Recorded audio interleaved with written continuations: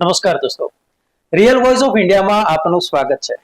મિત્રો, ગુજરાતની જ્યારે આપણે વાત કરીએ છીએ ત્યારે ચારે બાજુ વિકાસની વાતો ચાલતી હોય છે. ત્યારે શહેરી વિસ્તારમાં ખાસ કરીને આપણે જોઈએ છે કે મોટાભાગના જે રોડ રસ્તા છે તે ટ્રાફિકથી ધમધમતા હોય છે. આજે સ્થિતિ એવી છે કે મોડી રાત સુધી અમદાવાદ, રાજકોટ, સુરત, વડોદરા સહિતના જે શહેરો છે ત્યાં જે પ્રમાણે વાહનોની અવરજવર હોય છે ત્યારે આપણને એમ થાય કે ખરેખર એક મોટું મેગા સિટી કહીએ કે મેટ્રો સિટી કહીએ, એ તમામ પ્રકારના જે વાહનોની ચહલ પહલ છે તે જોવા મળતી હોય છે. આને જ લઈને આજે ગુજરાત હાઈકોર્ટે એક મહત્વપૂર્ણ વાત કરી છે, જે મહત્વપૂર્ણ આદેશ આપવામાં આવ્યો છે હાઈકોર્ટ દ્વારા. તેની વાત કરવામાં આવે તો ગુજરાત હાઈકોર્ટે આજે સ્પષ્ટ કહ્યું છે, સરકારને રજૂઆત કરી, સરકારને જે માહિતી આપી છે તે અનુસાર ટુ વ્હીલર વાહનોમાં હવે હેલ્મેટ ફરજિયાત કરવામાં આવે તેવો આજે આદેશ ગુજરાત હાઈકોર્ટે આપ્યો છે. મહત્વપૂર્ણ છે કે અમદાવાદ શહેરની જો વાત કરવામાં આવે તો દિવસે ને દિવસે જે વાહનોની સંખ્યા, ખાસ કરીને જે દ્વિચક્રી વાહનો છે તેની સંખ્યા સતત વધી રહી છે. તો બીજી બાજુ અકસ્માતનો પણ ભય એટલો જ રહેતો હોય છે. તો આ જ બાબતને લઈને આજે ગુજરાત હાઈકોર્ટે આદેશ આપ્યો છે. સાથે સાથે એ ટિપ્પણી પણ કરી છે કે આજે અમદાવાદની સ્થિતિ મુંબઈ શહેર જેવી થતી જાય છે ને તેના માટે પણ એ જરૂરી છે કે વાહન ચાલક છે જે ટુ વ્હીલર ચલાવે છે એ ખાસ કરીને હેલ્મેટ પહેરે.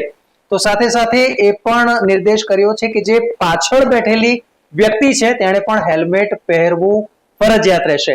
આજથી જ તાત્કાલિક ધોરણે તેનો અમલ થાય તે માટે હાઈકોર્ટે આદેશ કર્યો છે. અને સાથે જ એમ પણ જણાવ્યું છે કે આ કાર્યવાહી આપ શરૂ કરી દો, 15 દિવસ પછી અમે આ જ મુદ્દે નિરીક્ષણ કરીશું કે હવે સ્થિતિ કેવી છે અથવા તો સ્થિતિમાં શું ફેર પડ્યો. આ સ્પષ્ટ રૂપે આજે ગુજરાત હાઈકોર્ટનો આદેશ છે. ત્યારે ઉલ્લેખનીય છે કે છેલ્લા કેટલાક સમયથી જે પ્રમાણે શહેરમાં ટુ વ્હીલરનું પ્રમાણ વધ્યું છે, ઘણીવાર એવું પણ જોઈએ છે કે જે ટીનેજર છે લાયસન્સ વગર વાહન ચલાવતા હોય તેવા પણ કિસ્સા વધતા જાય છે અને તેને કારણે અકસ્માતના કિસ્સા વધે છે. ઘણા એવા છે કે જે વિદ્યાર્થીઓ હોય, ધોરણ 11 કે 12માં અભ્યાસ કરતા હોય, લાયસન્સ ના હોય ને તેમ છતાંય તેઓ એ ટુ વ્હીલર ચલાવતા હોય ત્યારે પણ જોખમનું પ્રમાણ વધે છે. આ ઉપરાંત અમદાવાદ જેવા શહેરની વાત કરવામાં આવે તો ઘણીવાર એવા પણ કેટલાક દ્રશ્યો આવે છે કે જેમાં જે ચાલક છે એના તરફથી જુદા જુદા સ્ટન્ટ કરવામાં આવતા હોય છે.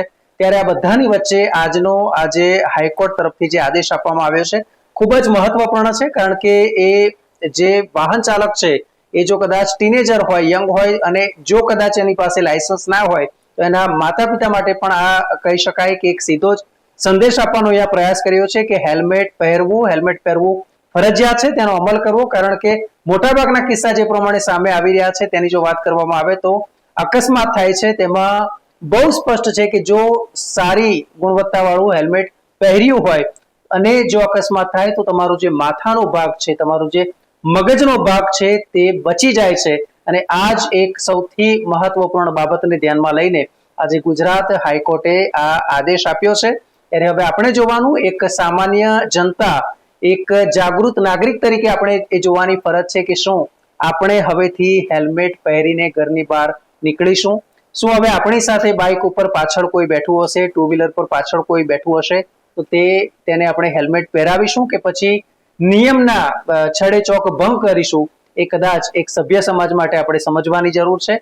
કારણ કે જો આપણે જ તેનો ઉપયોગ કરતા હોય તો કદાચ હાઈકોર્ટે આ પ્રકારનો આદેશ ના આપવો પડ્યો હોત. પરંતુ હાલની જે પ્રમાણે અમદાવાદ શહેરની સ્થિતિ છે તેને લઈને સ્પષ્ટ કર્યું છે કે જે ટુ વ્હીલર ચલાવે છે તે તમામ હેલ્મેટ પહેરે, પાછળ બેઠેલી વ્યક્તિ પણ હેલ્મેટ પહેરે.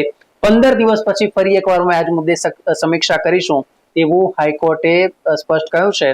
ત્યારે જાગૃત જનતાને પણ આ વિશેષ અપીલ છે કે જે હેલ્મેટ છે, જ્યારે પણ ટુ વ્હીલરથી આપ નીકળો છો તો હેલ્મેટ પહેરવાનો આગ્રહ ચોક્કસથી રાખો. પાછળની જે વ્યક્તિ બેઠી છે, જો આપણે એમ માનીએ કે ફક્ત આગળવાળી વ્યક્તિ પહેરે તો જો અકસ્માત થશે અને બંને નીચે પડશે તો એવું નથી કે એકને જ વાગશે અને એકને નહીં વાગે. તો આ બાબતને પણ ધ્યાનમાં રાખીને હેલ્મેટ અવશ્ય પહેરજો. ગુજરાત હાઈકોર્ટે આદેશ કર્યો છે ત્યારે સરકાર પણ આ માટે કડક પગલાં લેશે. ટ્રાફિક વિભાગ છે, ટ્રાફિક પોલીસ વિભાગ છે, તે પણ આ બાબતે હવે વધુ સજાગ અને સતર્ક થશે. એટલે નહીં માત્ર દંડથી બચવા પણ તમારું માથું, મગજ કે તમારો જીવ બચાવવા માટે પણ જ્યારે પણ તમે ટુ વ્હીલર ચલાવો છો હેલ્મેટ અવશ્ય પહેરજો. ન્યૂઝ, વ્યૂઝ અને એનાલિસિસ માટે આપ જોતા રહો રિયલ વોઇસ ઓફ ઇન્ડિયા. નમસ્કાર.